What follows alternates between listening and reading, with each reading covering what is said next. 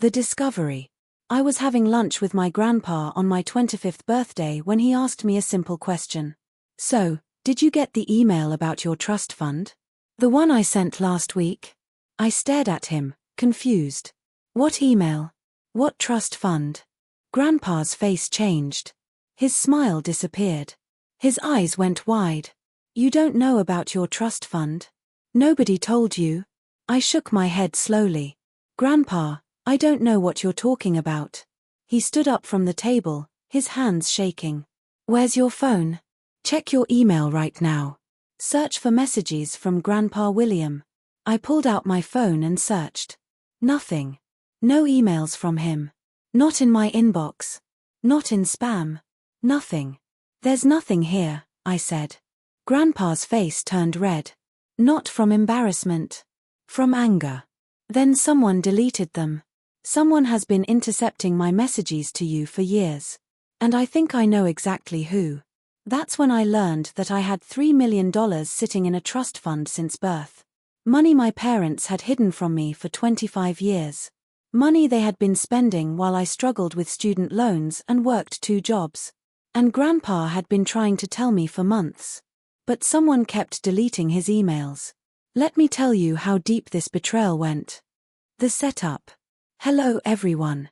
My name is Harper and I want to tell you about the day I discovered my parents had been stealing from me my entire life. This is a story about lies, greed, and technology that exposed the truth. It's about how one email conversation changed everything. I am 25 years old. I grew up believing my family was struggling financially. My parents constantly complained about bills and expenses. We lived in a modest house. We drove old cars. I wore second-hand clothes. When I wanted to go to college, my parents said they couldn't help me pay. I would need to take out loans and work part-time jobs. I graduated with $35,000 in student debt. I have a grandfather on my father's side, Grandpa William. He lives in another state. He's always been kind to me, but I didn't see him often growing up. My parents always had excuses for why we couldn't visit more. Looking back now, I realize they were controlling our contact. A few months ago, Grandpa called my cell phone directly. Harper, honey, I need to talk to you about something important. Can we meet for lunch? Just you and me. His voice sounded urgent. I agreed to drive to his city that weekend. The confession. When I arrived at his house, Grandpa hugged me tight. I'm so glad you came. I've been trying to reach you for months. He looked at me seriously. Harper, I need to ask you something. Have you been receiving my emails? He pulled out a folder. I've been sending you emails for the past 6 months. Important emails about your trust fund. I sent them to the email address your father gave me years ago. I realized it was an old email account from high school I hadn't used in years. Your father gave me that email address when you were 18. He said it was your main email. Why didn't you just call me or text me? He sighed. I tried. I called your parents' house many times. They said you were busy. Your father said you changed numbers and didn't want to give it out. That was a lie. I'd had the same cell number since I was 16. Grandpa's face darkened. Because he doesn't want me talking to you. Harper, there's something your parents have been hiding from you your entire life. What is it? He took a deep breath. When you were born, I created a trust fund for you. I put $3 million into it. The trust was meant to be accessible when you turned 21. Your parents were the trustees until then. I felt dizzy. $3 million? You should have gotten access to that trust fund 4 years ago. But your parents never told you. They've been withdrawing money regularly. He showed me bank statements.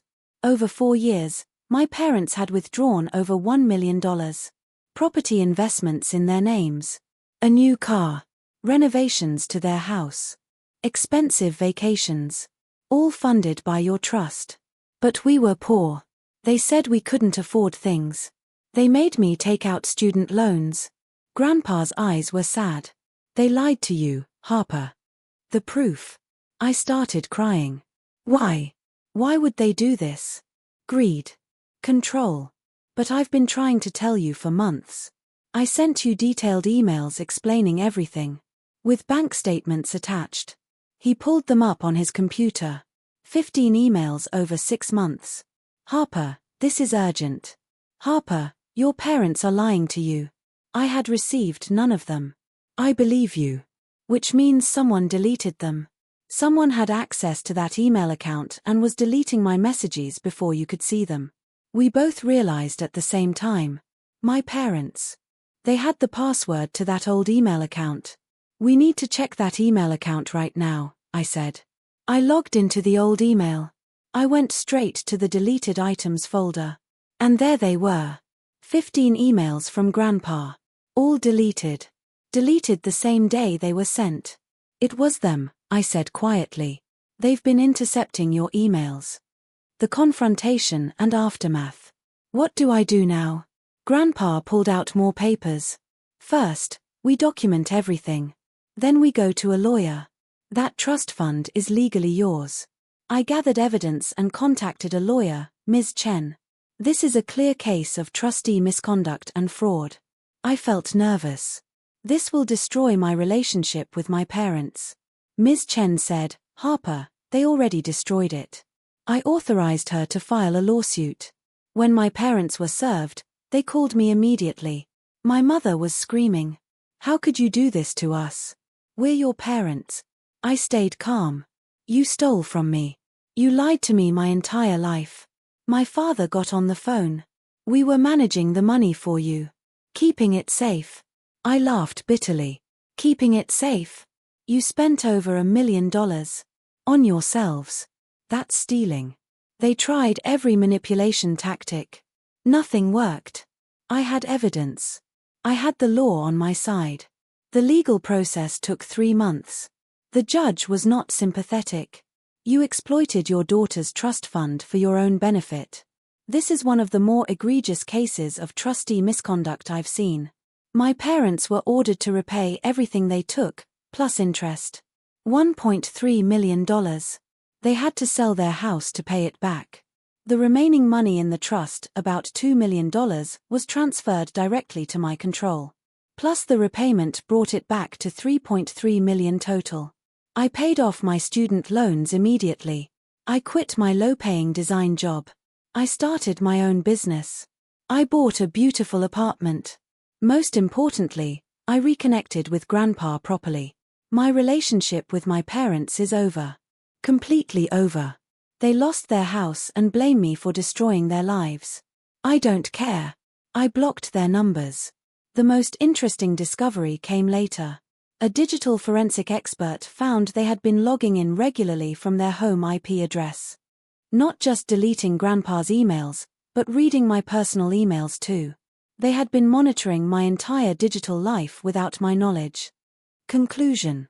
Today, I'm 25 years old and my life has completely changed. I'm financially secure. I'm happy. That email from Grandpa was supposed to tell me about my trust fund. Instead, it revealed something even more valuable.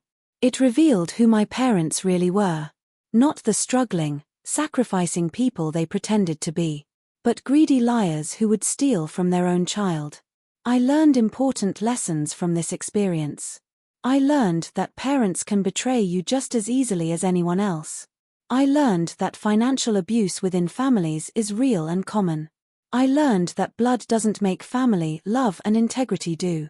If you suspect someone is stealing from you, or hiding information from you, investigate. Trust your instincts. Don't let anyone isolate you.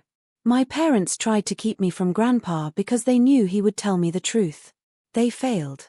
The truth came out anyway. And now I'm living the life I was always meant to have. The life they tried to steal from me. Thank you for listening to my story.